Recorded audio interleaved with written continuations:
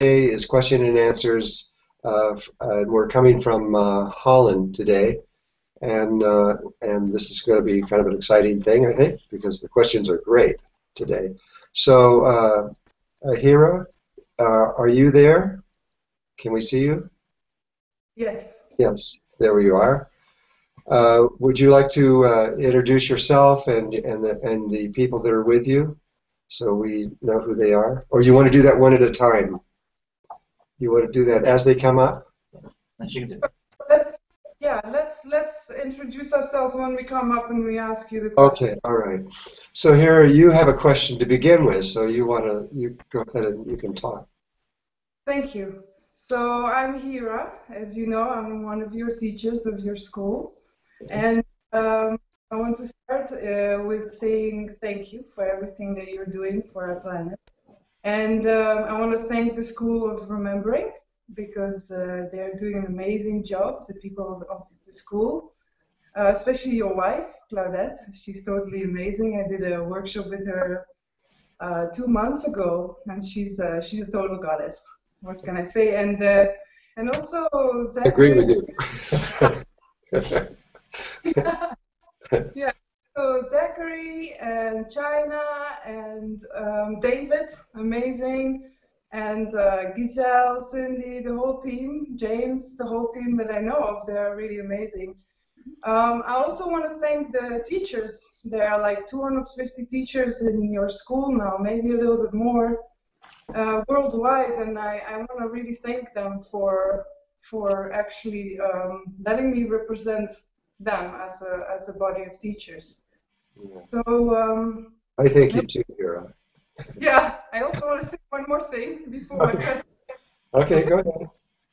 I want to say for the people at home, because we're in such an overload of information, a lot of times we don't get certain stuff, and actually you're going to give your last workshop, Awakening the Illuminated Heart, and actually it starts on Monday. So for the people that are watching, they can join in online, an online event which takes 5 days, and it starts on Monday. And participating in your last online event, which was totally amazing. So yeah, just go to drunvalo.net or to the schoolofremembering.net, and you'll find how you can participate from there. You have to put "the" in front of it, the School of Remembering, or they won't get there. Thank you so much. Yeah. Okay. Right. So, thank you for all of that. And so you have a question. Yes. Okay. Yes. So my question, when I was scanning the community ascension and what people really want to hear about, I found twin flames. So there's a lot of information out there about twin flames, and I get a bit confused. Like you have twin flames, twin souls, soulmates, all of that. So I would love to know more about it, and I would love to know, for example, if it's always romantic, or if, for example, in that case, it would be my husband, but if maybe it could be my child, right? My daughter. It could be really anybody on Earth. Right. It doesn't necessarily have to be somebody that you even know right now. Right. So, okay, I'll talk about that for you. And, okay. All right. Thank you for the question. Let me describe what twin flames is and soulmates are. What's behind this? We live in a polarized world. Most of the worlds in the universe are not polarized. They are in a unity state. The majority of life has found unity and is no longer living in polarity. And so every spirit on Earth is older than this planet. It's older than the universe. And so we have come from somewhere else. We've got a long history, much more than just a few lifetimes on Earth. It goes way back. But when you come from a unified field, which is more than likely somewhere else, and you come here, you're coming in a unified state of consciousness, and now you have to translate into a polarized state of consciousness. And in order to do that, you have to split your spirit into two, and you have to actually divide it. And you divide one part of you as female and the other part as male. And so you come in when the very first time you come in as a twin. This is why it's called twin souls or twin soulmates or whatever you want to call it. And I did the same thing. The first time I came in here, my first life, which was from 1850 to 1890, when I came in here, I was born as a twin. One of us was male and one of us was female. And so we began our lives together, but then as you die and keep going on, you start, the timing gets separated, and you get separated on the planet. You could be almost anywhere as you start evolving on the planet. And so the twin soul, so you get separated, and you keep going. You may go for 40, 50 lives times, who knows how long it is, until the time feels that it's ready for you to begin to bring back all this information into one place. And when you do, your soulmate, you will find your soulmate wherever they are in the world. Either they will find you or you will find them. I know there's this romantic idea around a soulmate. Let me tell you my experience of that. The angels came in and said I had to bring in my other part because we had to begin balancing the karmic patterns already. And so I did. It's a long story. I don't need to go into that story, but through what I did, I brought in this woman who was my soulmate, and we knew I knew for sure because my body is marked with a pentagon. It's a birthmark, but it's in the shape of a pentagon. It's facing up, and it's on the right side of my body. And I knew that she would also have to have that same thing, and she did. And we then went through each. We agreed that I would say the first year of our lives, and then she would say the second year, and we went back and forth through our lifetime. And by the time we got done, there was no doubt. I knew for certain she was my twin flame, and I knew this. And but in my last lifetime, at the very, very end of our lives, she was forced to leave the tribe I was with and take our baby with him. I was female at that time, and she was male. And our agreement was that when we got down to the Rio Grande in a certain spot that we all knew, I would go down there and meet him, and we would take off together. But he didn't know that I was arrested by the tribe the moment he left, and was held there for 30 days. I couldn't leave. And so he never knew what happened. And then he after about 10 days, the baby froze to death, and then he got really depressed, and he just laid down in the snow himself, and he also died. So when he saw me in the next lifetime and he found out that I was really me, he was more than just upset. He was very, very angry, or she was now, angry at me. And through, we were together for about 2 years, and it was the most difficult time of my life ever. It was not easy because what you think it's going to be beautiful and everything's going to be great, but what you're really doing is exchanging information that you need to exchange, and you're trying to balance the karmic patterns. And in balancing those karmic patterns, it can be very painful. And so I would put it off as long as possible. But still, it is something that we will all go through. We have to go through this part. We have to come back together and bring the pieces of us together. We also leave a little side thing on that is that as we travel around the universe, we very often leave pieces of us on other planets and other places and go on. And the Native Americans are very adamant about this, that we need to bring all these pieces of us together when we make this kind of ascension that we're about to make. And we need to pull them all into one place, into our own essence. So that's a little different, but it's really kind of the same thing. So I don't know if that helped you. Is there another part of that question you want to ask about after I've said this, Hira? Yeah, just one small one. If it always is the opposite sex, or if it can be two women and two men, or Well, you start out being the opposite sex. You start out, when you come in, you break yourself into one male and one female. But you choose what sex you are in the next lifetime. You do have to keep a balance. You have to do a certain amount of male and female. You've got to keep going. You cannot live on Earth being only male or only female. That's called death, and you will die, and you won't be able to live here. You do have to keep a balance. But over time, if you have, say, 50 lifetimes, when you come together to do that, you do not know if your soulmate may be male or female. It could be either one. And so in the big picture, it doesn't matter. Spirit does not have a sexual orientation. It is in balance. It's perfect, and it does not have. It is not male or female. You don't become male or female until you enter into a polarized world like we're in now. right. Thank you so much. Okay, thank you, Hira. So the next question. Coming up. Hello, Drunvalo. Hello, hi. Mrs. Sven. Hi, Sven. With our body of work about 2 years ago. And tomorrow I'm starting the Awakening the Illuminating Heart workshop, so I'm very fresh and very asking. Very good. I hope this helps you. I think it will. My experience with meditation helped me to ascend to higher vibrations for shorter or sometimes longer periods of time.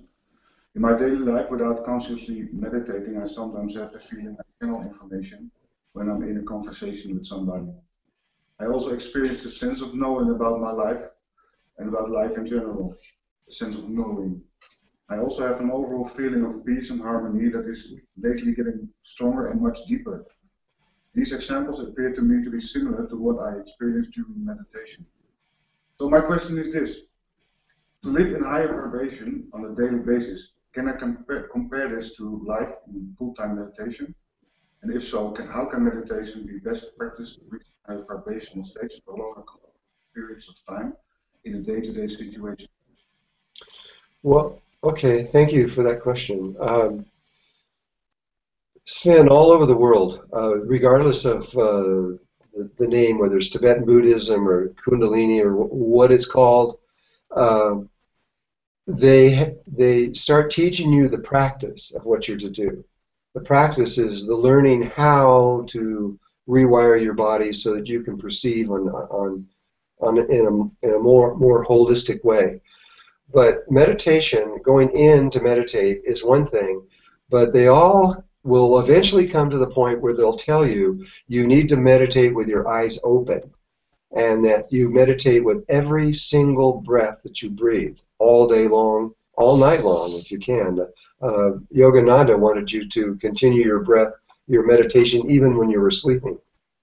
And so you learn to awaken to the world, not from a mind point of view or from a polarized point of view, but you begin to slowly awaken to the world with everything you're doing. You're conscious of every movement you make, everything you do. You realize this is going to create karma and what it's going to do, and the practice that you're learning, whatever that practice is, on how to move into higher consciousness. That practice is no longer just there's something more than a practice. The practice is just what kind of gets everything going. But there's something that's almost beyond words that you learn from that practice. And that when you do, that is what the meditation is really all about. And it's kind of like if you learn a guitar. At first you're learning chords and you're learning how to put your fingers and how to move them and how to strum and all these kind of things like that. But eventually, you get to the place where your practice is so good that you don't think about it anymore, and then you just come to the music, and you're just hearing the music, and you're playing. And it's the same way with spiritual meditation. You get to the place where you're no longer just practicing and breathing and moving the tongue and the roof of your mouth. Those things, you don't even think about them anymore. You understand it. You know where it's doing. And now you're getting into the essence of what it's really all about and how you bring it into life, into an everyday, every moment of your life becomes a meditation. So I agree with you. That is exactly what we need to do. Is there, if I didn't answer, if there's something else you want to, another question you want to ask about that, then go ahead and do it. I was wondering, sure. How do I translate it to living from the heart? Yes. Similarity between living. It's the same thing. You learn to live in your heart, and you learn to live with your brain connected to your heart, so that though that takes time, it isn't something you can do in a day or two. It takes time, just like learning how to play guitar. But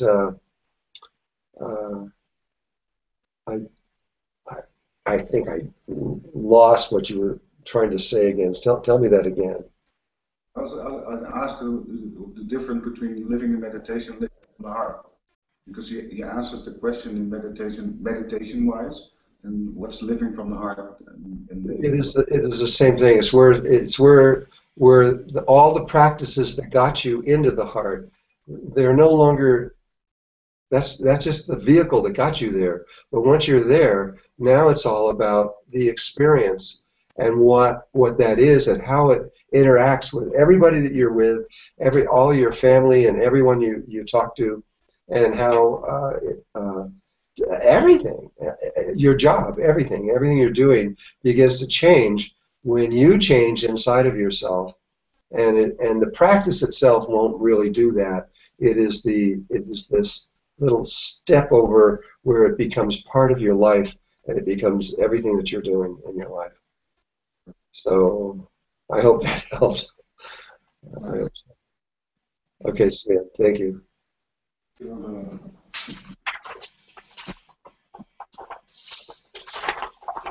Hi, Drunvalo. Hi. Hi. Vanessa. Vanessa. Hi, Vanessa.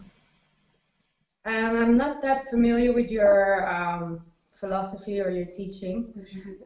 So my question is actually also about language. So since every religion or school of thought or philosophy uses its own terms and language to point at what's not yet visible to everyone, in your point of view, how important is the language we use in relationship to the ascension of our collective consciousness? How do we know that we're really understanding these terms that we're using to express the new levels of consciousness that are emerging and being created? So yeah, that's my question. Yeah. Okay. The language is really important. The language and the concepts that are behind the language. When I had to study through different teachers in my life, I was sent to originally about 70 different teachers around the world.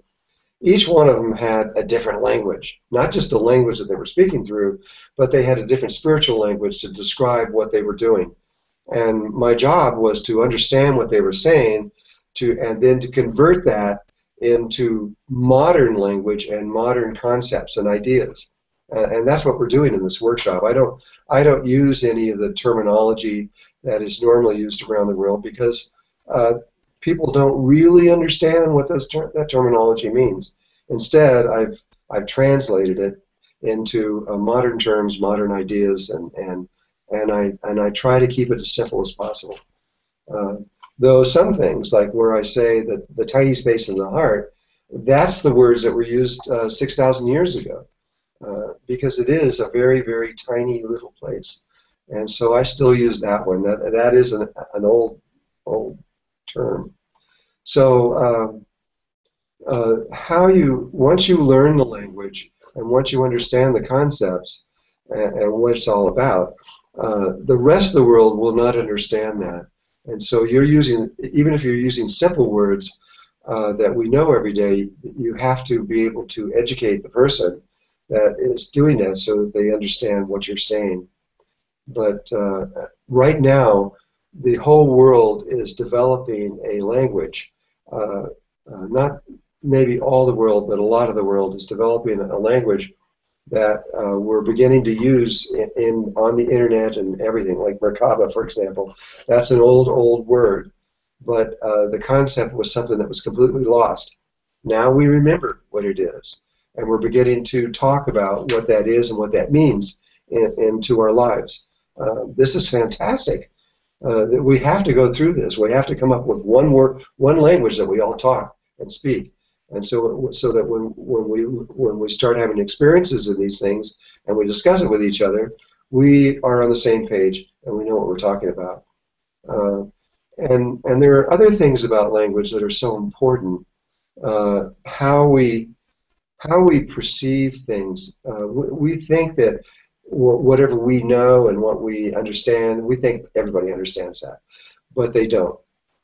For example, in the Hopi are an indigenous tribe here in Arizona, and they understand that what is in the outer world was created from what's in our inner worlds, and they know that they're interconnected.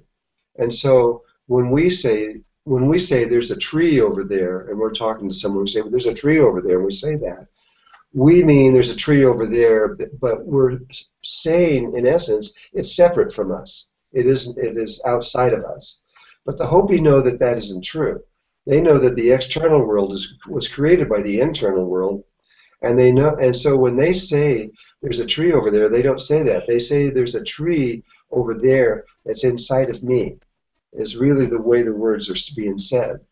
And so they have a higher level of communication because they understand the concepts and meanings on ways that we don't get it. And so how you say things is so important.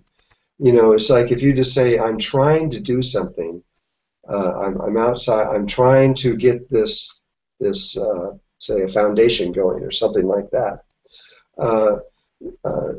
In the other worlds, they don't even have words for trying. They say that this is what I have created, even though we're trying to create we're saying trying mean we're trying to get it going. They know that if as long as you're trying, you can never make it will never happen. It'll only happen when you begin to use the words of that. It is now there. It has now happened. And so language has a lot of incredible components to it that it really helps if we use that in our everyday language, and most people don't. And so I agree with you. The language is real important, and the concepts. So, so I'll ask you, is there another part to that I didn't answer or something else you want to say? Oh, no, it's very interesting. Thank you. Okay. I wish I had time to go into this thing about language. All our languages, our words and things that we've made up and all of our stuff, we think we did it, and I can prove conclusively that we did not make up language. Language is found in geometry, and it was Stan Tenen who figured this out, and he was able to take a little form that is in one of the most basic things, a toroidal field. And Arthur Young made a 7-color map, and then when you map that, if you follow that 7-color map on a toroidal field, you'll see it makes this little thing that's kind of like a spring and goes down in it.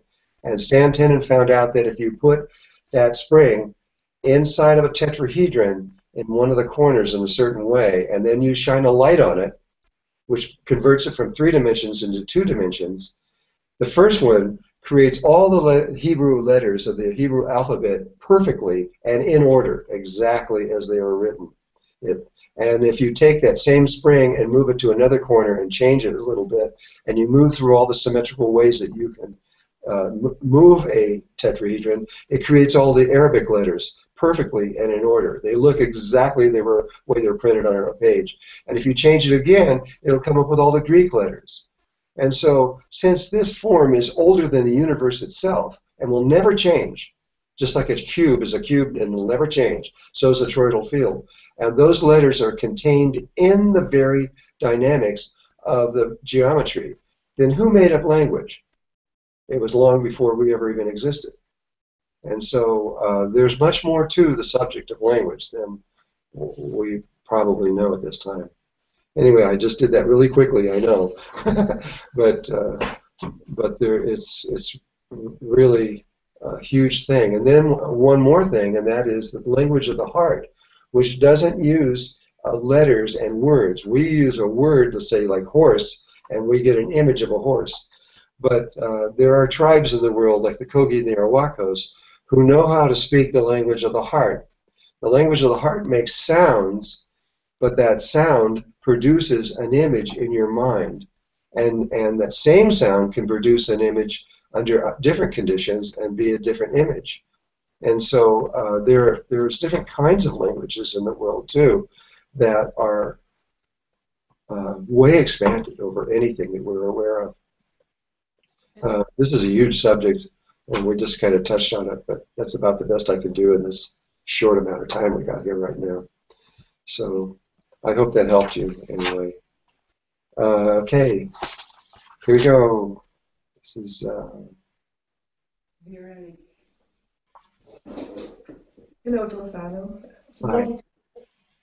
How do you say your name? Veronique. Vernon. What is it? Is Veronique? Veronique, it's like Veronica without the A. Okay, Veronique. Is that right, Veronique? It's close? Close enough. Okay, go ahead. Okay. What's your question?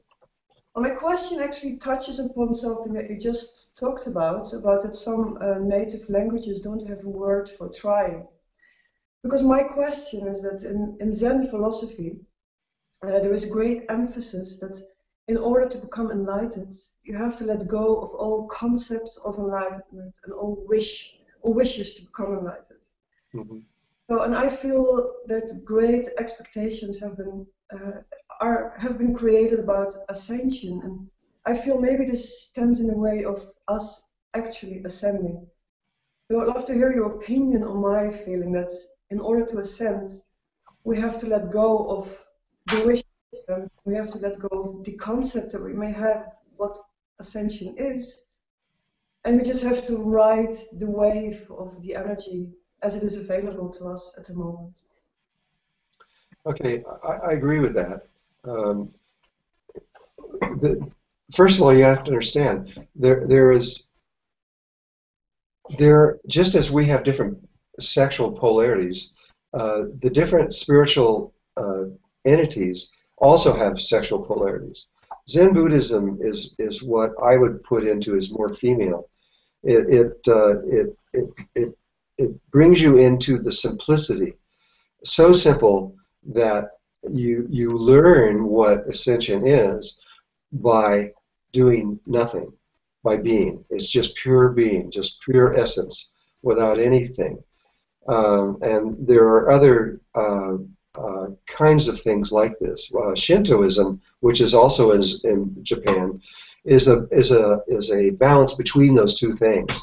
It has both the geometries and mathematics that are used in Shintoism, and is deeply involved, and it also has the silence and the essence of just being.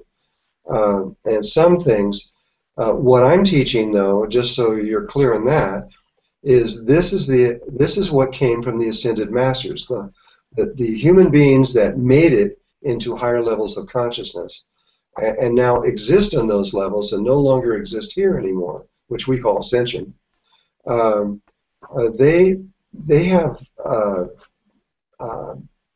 different. They had direct experience of things, and these human beings put this into a method of arriving at where they have arrived at, and so they don't look at it in the same way that Zen Buddhism does. They look at it more closely aligned with Kriya Yoga, Kundalini Yoga, and Tibetan Buddhism. Those things are more in line with what we're doing. They have traveled down that same pathway. And so, and there are many, many, many other ways, and lots of ways we're don't even know about, that will bring you into a higher level of existence. If you want to follow Zen Buddhism, you can, but then what we are doing would not help you. And so you would have to choose one or the other, and choose one. They're both good. There's nothing wrong with Hinduism. It's beautiful. It's good. But my instructions were to give you this information, and this is kind of easier for the Western world, where the Eastern world, a lot of it in terms of that way, like Vipassana, you might say, Vipassana meditation in Hinduism. There you're sitting in absolute silence for 17 hours or more, and you get to this place where there is nothing. Everything is gone. But in that experience, you get direct experience of what life is and what it is about. It gives it to you in a female way, another way than what we are doing now. This is why using the male way and having to teach the male way, why it's so beautiful to have my wife step in and teach the female way at the same time and interlock these two things. So it's like I was saying before, once you understand the meditation that we're teaching, you have to go beyond just the practice of the meditation. It is the state of being that you have to arrive at, which is arrived at in Zen Buddhism also. And so all these things are interrelated. There is no wrong or right thing on all these kinds of things. You will, as you begin to meditate, you will find the people or the system or the way that attracts you and feels good to you. And so if this system seems too mental or too complicated, then there are lots of ways out there that you can find that will be perfect for you. But if you do nothing right now, you'll still make it through, because life has prepared for this, and it knows that most of the world is not going to be able to arrive at these higher levels of meditation through meditation right now. Most of the world is just trying to survive. You've got over 4 billion people living on less than $2 a day. They're not thinking, most of them are not thinking about meditation. They're just trying to figure out how to get their family through one more day of life on Earth. And so we understand that, and life has prepared for those people. And so if you want to do that, you could just forget the whole thing and do nothing and just die normal, and you will still end up in higher consciousness at this moment in time. That's what I believe is true. But still, we want to strive we want to learn everything we can, and this is a possibility. And there are several possibilities open to the world right now. And so you have to follow your heart. If it feels right, go for it. If it doesn't feel right, find the way that does. And that's the best thing to do. Okay. Is there anything else you want to say on that question? Well, I just want to say that it's not that I see it as opposed to each other, that Zen would be opposed to your methods. They're not opposed. It's like a male and a female. We're very, very different. We think differently. Our bodies are different. We take different. We see differently. We interpret things differently. We are not opposed to each other. We are part of the same whole, but we have two different ways of viewing things. And so, and nobody is all male or all female. We are all part male and part female within ourselves. And so that balance, that whatever that balance is within yourself, that is the balance that will pull you to the system or the meditation that is appropriate just for you. This will work for most people, but not for everyone. I understand that. No, it totally does. Don't get me wrong. It totally works for me. I think it's gorgeous. It's beautiful. No, but I'm talking to also to the whole world out there. You know, I'm not trying to drive people into this way and saying this is the only way. I know better. I know there are lots of ways to find the unity between you and God, and but I'm just doing the best I can to find a way that is, again, like we said, that is translated into modern terms, so that it's easy to follow if you choose to do it. Okay. All right. Thank you. This is.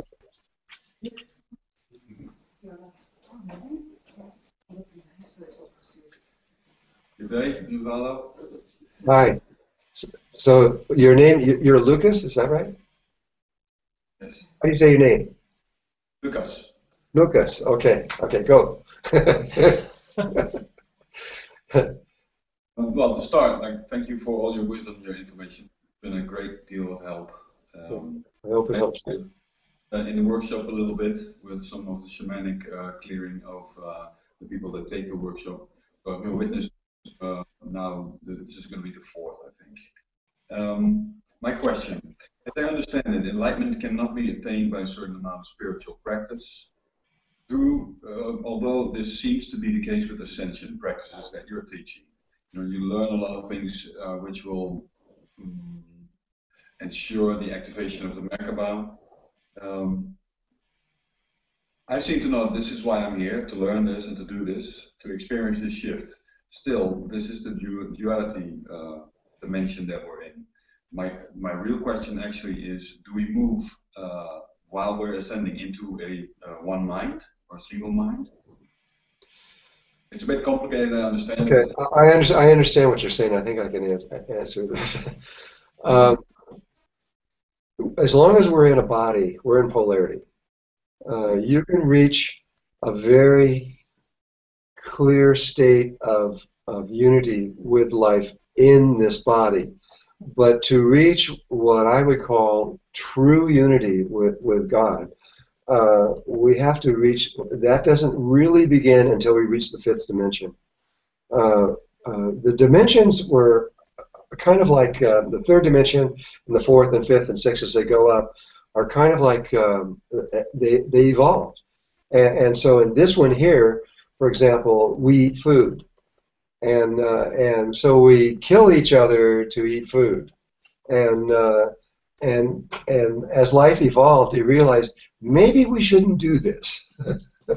And so in the next one, when we go into the fourth dimension, we don't eat food anymore. We don't kill each other. We don't need to do any of those kind of things.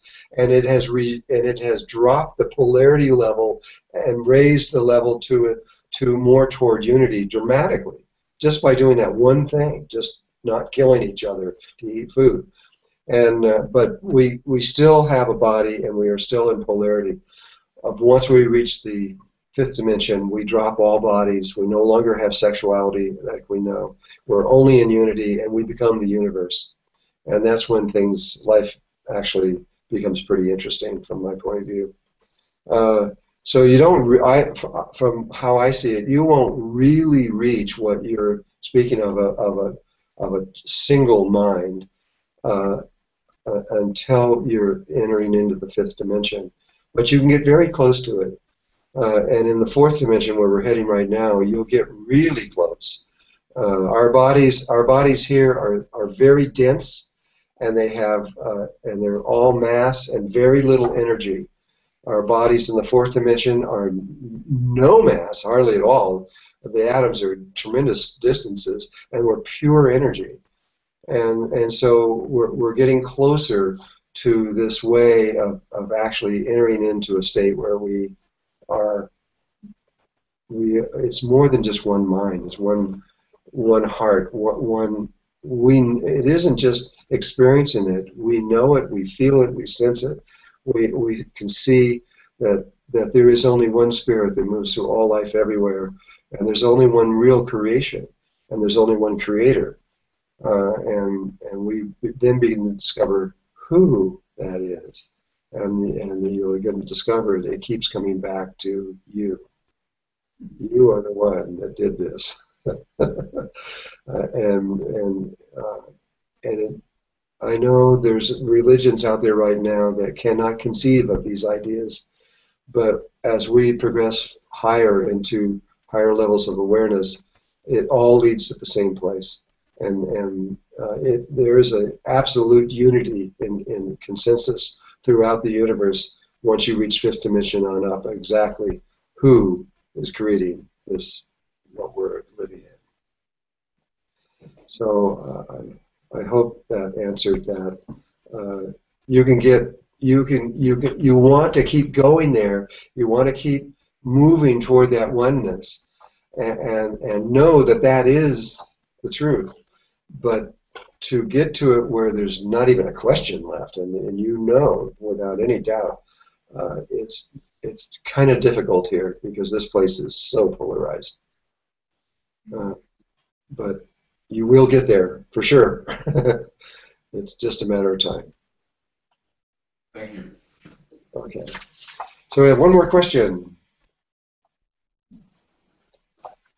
Hi, Drunvalo. Hi. I'm Hira's agent and one of your coordinators for the School of Remembering. Okay.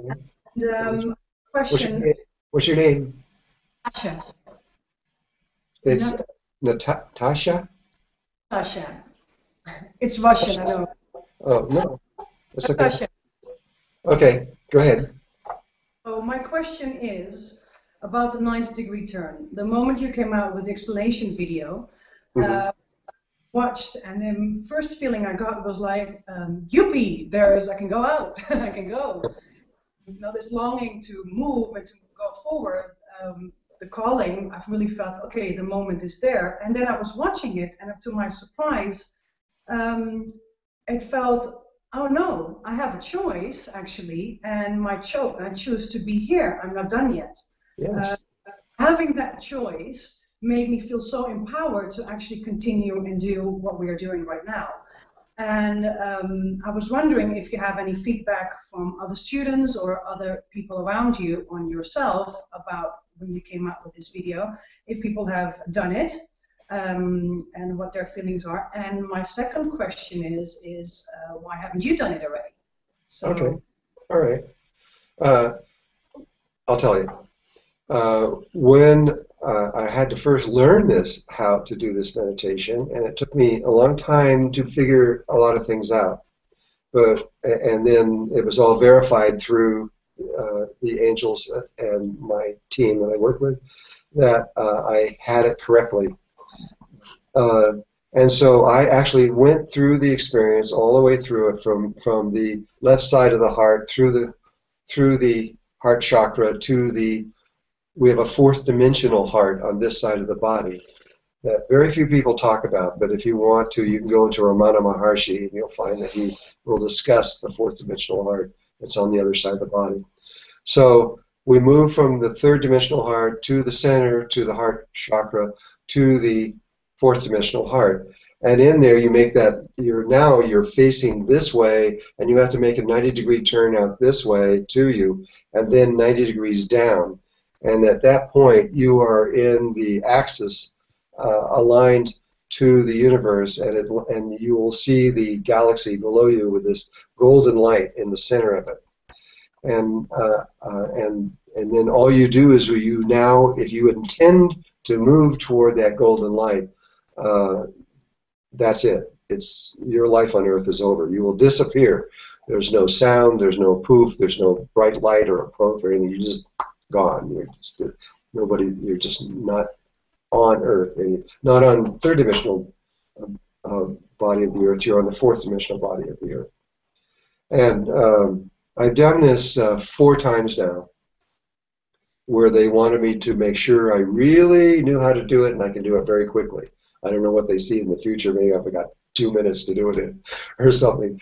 But I did it 4 times, and on the last time, I had a discussion with the Galactic Center, which is actually a council of beings. I believe there are 12 in this council, and I want to say this out now because I'm going to make another little video to go with that last one, because there's a little detail that I didn't understand at that time. Is that when you say, okay, I'm going to do this, and you've decided, you look down and you say, okay, here I go. You don't travel to the center of the galaxy. It travels to you, and it gets there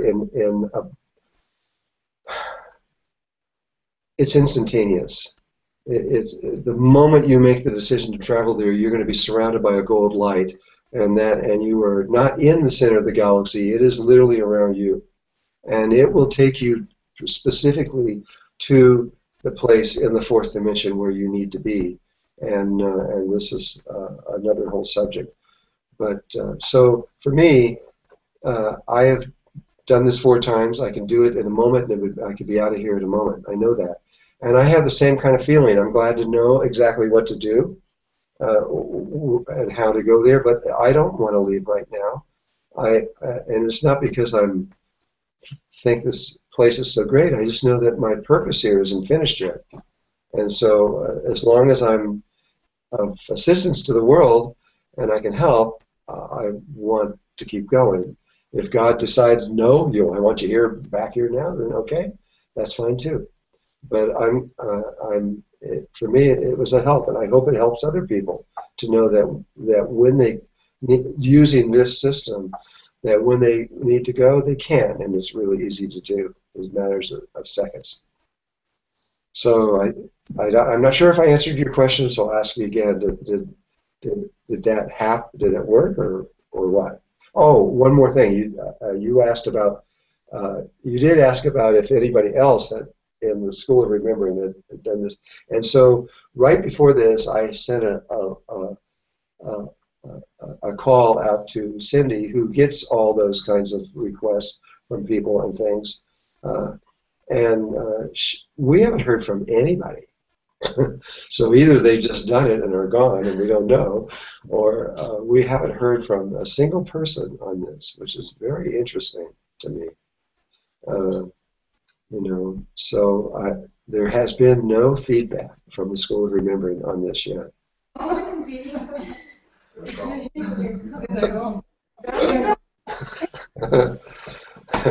So it's only one of the most important things on Earth, kind of, but I'm sure when the time is right, it's going to be kind of like popcorn. One person is going to go, then another, and another, and it's going to leave. That very well may trigger lots of other people in other disciplines, because we're all interconnected. I just went to a science convention recently, a few days ago, and it's called the Electric Universe. They're realizing the same thing I learned when I was studying physics, is that there's so many anomalies in science that where science is going, they can't continue. They're going to have to stop at some point and start over because they've made so many mistakes. But they've learned something new about electricity and magnetic fields that is so important for us. I haven't finished my studies on this yet, and it's going to be probably another month or so before I really get into it. But it's called the Birkeland currents, Berkeland currents. It's about electricity. When we learn electricity on Earth, and the subsequent magnetic fields that they create, we found that they live, you might say, in a cylindrical field, and so we made wires which are round, and so they're moving through cylindrical fields, and they move at certain speeds, and they create certain types of magnetic fields that we know about. But we never really studied what electricity did in space.